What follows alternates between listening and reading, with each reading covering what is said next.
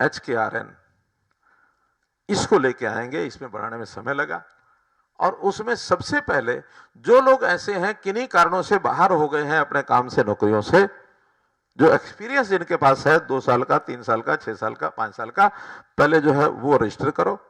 इनकी जहां जहां जरूरत है सबसे पहले इनको लगाएंगे और इनको हर साल की आधा अंक भी देंगे, हर साल के एक्सपीरियंस का, अप टू मैक्सिमम 5 मार्क्स के 5 नंबर इनको देंगे। बल्कि रेगुलर नौकरी में भी एक इसके अलावा और हमने काम किया कि जिसके परिवार में एक भी नौकरी नहीं है उसको अतिरिक्त 5 नंबर देंगे ताकि उसके घर में एक नौकरी पहुंच जाए। 5 और 5 10 नंबर का लाभ उनको सबको मिल रहा है। अब ये सारा इसलिए किया है, नीडी को काम मिले, शौक वाले को काम थोड़ा बाद में दे देंगे, या जिसके मां बाप अभी अच्छा खासा कमाते हैं वो जरा 6 महीने साल या फिर अपने काम में लग जाएगा, अवसर तो उसको भी मिलेगा ही। जिस तरीके से घर का, परिवार का कोई और काम है उसमें लग जाएगा, पढ़ने के लिए और समय मिल जाएगा उसको। अब एक परिवार तो ऐसा जो कहता है 10वीं के बाद 12वीं के बाद बच्चे को पढ़ा ही नहीं सकते हम, आवश्यकता ऐसी है। एक ऐसा है जिनके परिवार में लगता है कि 2 बच्चे 4 बच्चे सबको हम ग्रेजुएट कराएंगे, पोस्ट ग्रेजुएशन कराएंगे, PhD कराएंगे, या रिसर्च डेवलपमेंट में कहीं जाएगा, कुछ और कोर्स करेगा, बड़ा होके डॉक्टर बनेगा, इंजीनियर बनेगा, फिर कर लेगा काम। अब इन दोनों में गैप है, तो इसलिए इन सबको काम मिले तो हमने HKRN के माध्यम से नौकरियां देनी शुरू की। और आपकी जानकारी के लिए जो पहले वाले ठेका प्रत्येक के जो लोग थे उनको भी सबको ऑप्शन दिया कि आप में से जो भी कोई HKRN में आना चाहे तो सरकारी जितने भी प्रावधान होंगे सबका लाभ मिलेगा। उसमें EPF और जहां कहीं मजदूर हैं वहां उनको ESI, जो कई बार ठेकेदार इनको देते नहीं है, वो अंदर अंदर पूरा शोषण करते हैं, लेकिन वो सारी सुविधाएं देंगे। तो ऐसे जो पहले वाले लगे हुए हैं, ऐसे 88,000 जो कर्मचारी पहले से आउटसोर्सिंग वाले थे वो HKRN पर आ गए हैं। और नए अभी कल ही एक हमने बटन दबा करके, और जो टीचर्स का एक ग्रुप 2075 लोगों को, और मैंने बटन दबा करके और उनको सबको SMS भिजवाए हैं। अभी 4,000 हुए हैं क्योंकि ये नया कार्यक्रम है। पुराने 88,000 और 4,000 92,000 तो ये सब आ चुके हैं। इसके अलावा भी आज हमारे पास 5,000 से ज्यादा रिक्वायरमेंट डिपार्टमेंट्स की बाकी है, और एक बार अब सिस्टम शुरू हो गया तो मुझे लगता है कि अगले 15-20 दिन में 5,000 ये भी आ जाएंगे, और जहां जहां जरूरत होगी फिर अगली जो रिक्वायरमेंट आएगी वो आएगी। लेकिन ये हमारे लिए फाइनल नहीं है। HKRN इसका स्वरूप भी एकदम पक्की नौकरी का नहीं है।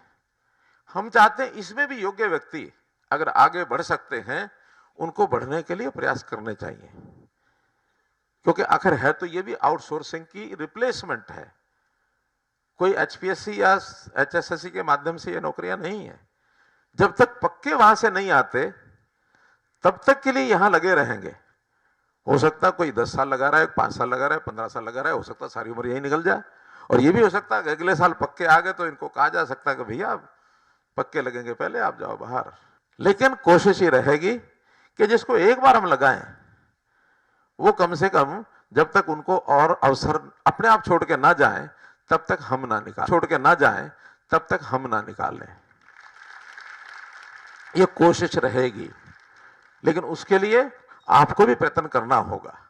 आपको भी रेगुलर एम्प्लॉयमेंट की कैटेगरी C के लिए हमने common eligibility test CET test करवाया है, जिसके अंदर 11 लाख लोगों ने अप्लाई किया था, लगभग 6.5 लाख लोगों ने एग्जाम दिया, और 50% के लगभग पास होंगे ऐसा लगता है, क्योंकि अभी तो रिजल्ट नहीं आया है। 50 हो जाए, 60 हो जाए, 3 हो सकते हैं, 3.5 हो सकते हैं, 4 हो सकते हैं, जो उसका एक वो बेस क्या कट ऑफ मार्क्स रखे हुए उसके हिसाब से फिर उनको उसकी नौकरी के हिसाब से दोबारा से ऑप्शन देना होगा कि मेरे पास एडवर्टाइजमेंट के हिसाब से ये नौकरियां निकली, इसमें मेरी ऑप्शन ये है। क्योंकि ये 100 से ज्यादा टाइप की पोस्ट निकलेंगी ग्रुप C में, उनके अलग अलग ग्रुप बनाए जाएंगे, 10 या 12 ग्रुप बनेंगे। आप उसमें से कौन सा सिलेक्ट करते हैं वो टिक करेंगे, उस एग्जाम में जो उसमें पास हो जाएगा उसमें उसकी ऑप्शन के हिसाब से उसको नौकरी मिलेगी। बहुत एक पारदर्शी तरीका हमने ये बनाया है, उसकी नौकरी पक्की होगी, और पक्की नौकरी का लेवल तो काफी अच्छा होगा। CET का टेस्ट हर साल होगा, ऐसा नहीं कि नहीं होगा।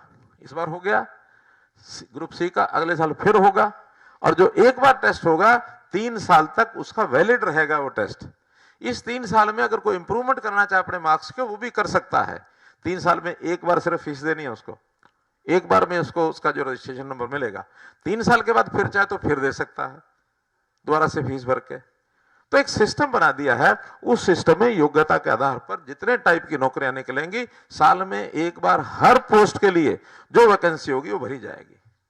और इसी प्रकार से यह +2 मिनिमम क्वालिफिकेशन इसकी या इक्वलेंट। ग्रुप डी की 10वीं की क्वालिफिकेशन है, वो भी हर साल एक बार होगा टेस्ट।